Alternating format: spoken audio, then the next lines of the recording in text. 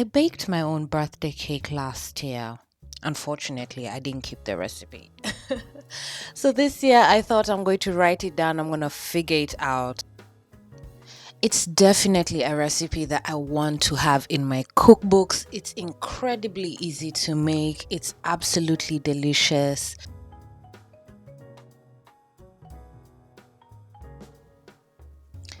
Being that this is a vegan cake, most of the fats in this cake are coming from olive oil. Use the best that you can get. And I honestly do think the star of the show is the Guinness. Guinness and chocolate are non negotiable best friends, they belong together. I repeat, this is such an easy cake to conjure up. What you need to do is start with all your dried ingredients, starting with the flour and the cocoa powder. Pop that all in a bowl. Followed by the baking powder and the baking soda. Make sure to check the description box down below. It will have all the details of the recipe, quantities and temperatures, everything that you need. The pro tip of this video: when you're baking with chocolate, always add a touch of sea salt. It seems to elevate the flavors of the chocolate in your baking. Mix your dry ingredients well. Make sure they're all incorporated together. Then we can focus on the wet ingredients.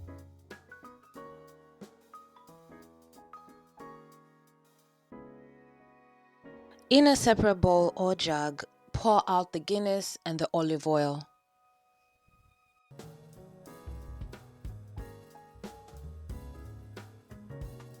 This is a birthday cake after all, so bring out the best of ingredients. Here is my vanilla bean paste. I absolutely love to use this when I'm making special bakes. Pastes have much more flavor because they have a lot more of the vanilla. They are absolutely worth the extra penny, and I advise any home baker worth her salt to get some. As you can see, I have now poured in all the wet ingredients into the dry ingredients, and because I wanted it to be a little bit more extra special, I added in some chopped dark chocolate. Make sure not to overwork the cake batter. A quick mix is all that you need. Into a lined tin she goes.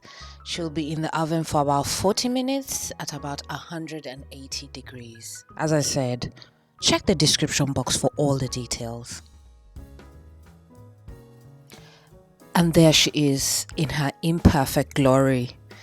Absolutely proud of my bake. I will say I do have a fierce oven. I wish I'd turned down the temperature ever so slightly. Regardless, she's out of the oven, she looks good, and I'm just gonna pop her on a tray and let her cool.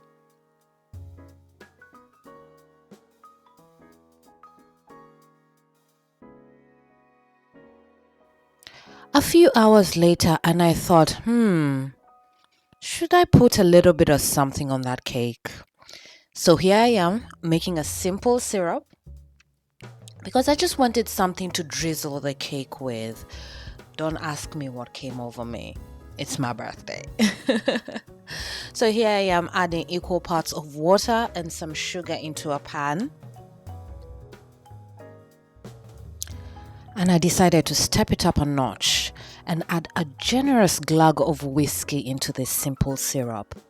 After all, this is a birthday cake for a grown girl.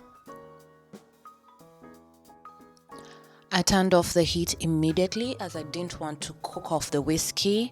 Cover that up and let that cool.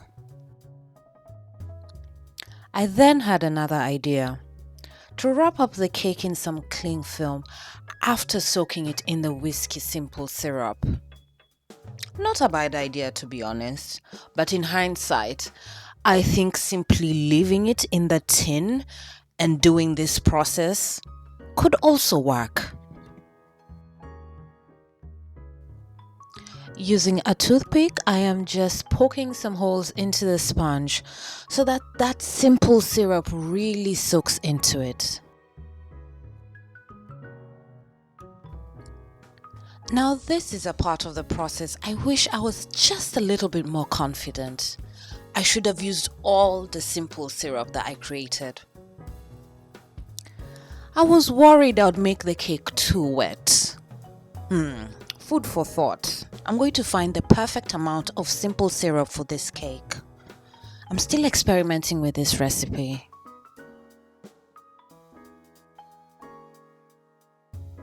I'm sure now you understand the intention of my cling film situation.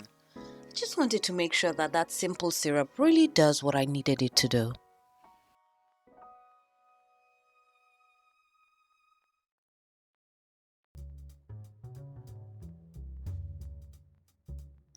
I put that in a container and let it rest till the next day.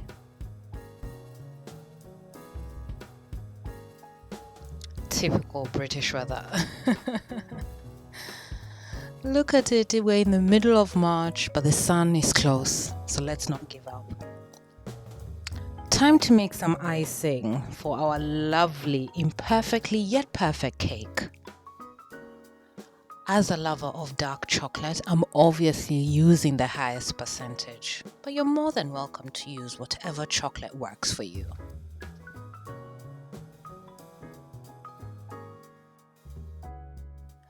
It would also be rude not to take an up-close shot of that gorgeousness that is dark chocolate. Oh, look at it!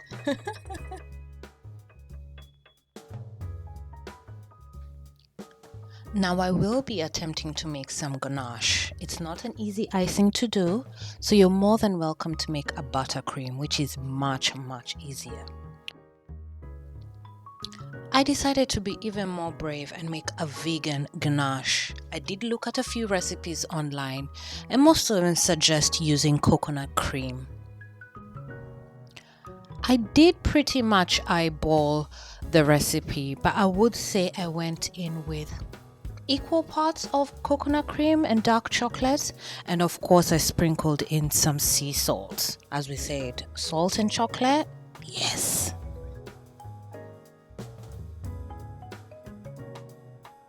The difficult part about ganache is working with a bain-marie. Thankfully, I do have some experience with this, so it was not something I was too worried about.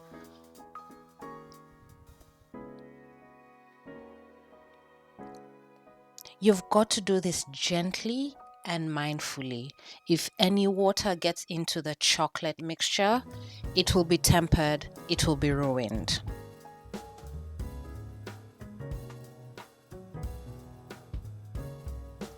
Once it was all melted, I took it out of the bain-marie, put it aside to cool.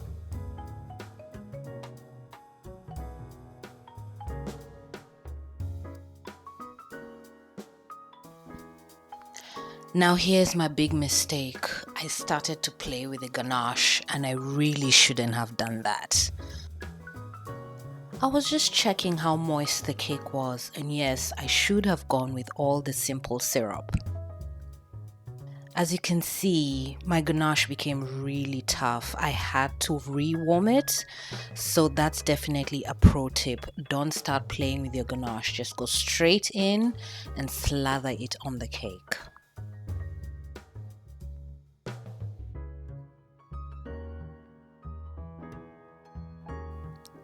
And there she is, imperfectly perfect. I was really happy with the way the cake turned out. Such a pretty thing. There's nothing like a good home bake, there really isn't. I then covered it up and let the icing set, and that's that.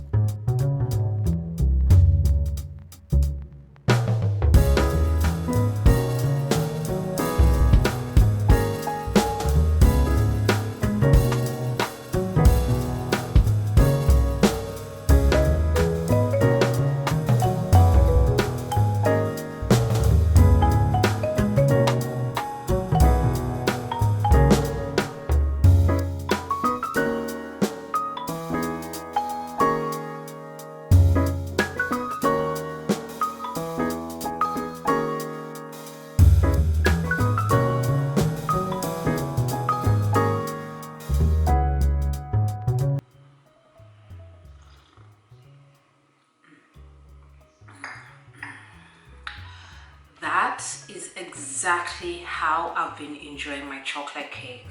Some strawberries, fresh coffee. Ije's having a good time. Don't forget to wish me a happy birthday. Now, a few tips for the home bakers that will watch this video. This is a very grown-up chocolate cake. It's not the type of chocolate cake we're going to make for the children. Be careful. And also, it's not those people who like milk chocolate. This is really for the chocolate connoisseur, somebody who loves dark chocolate. Keep that in mind. This is also a cake that keeps really well. About a week, which is not so bad. Be mindful of the temperature in your kitchen. I think also because this is a vegan recipe, it will not go bad as quickly, but if you made this with animal products, be mindful, it will probably go bad quicker. The drizzle step that I did, do it more. It's not that this is a dry sponge, it's just, it could have done with a little bit more.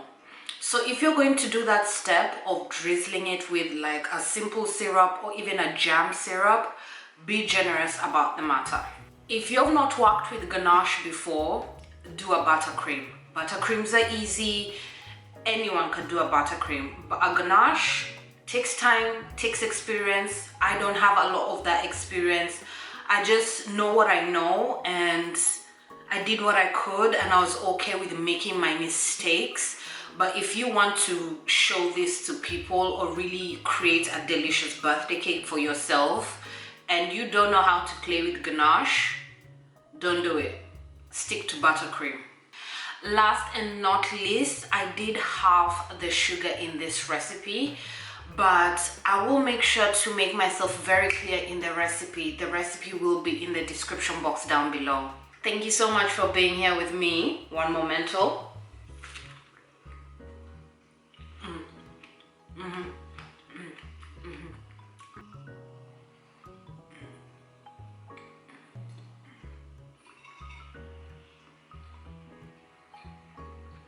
How could I go without taking a bite on screen? Rude. Thank you so much for being here with me. My name is Ijeoma and I'll see you soon.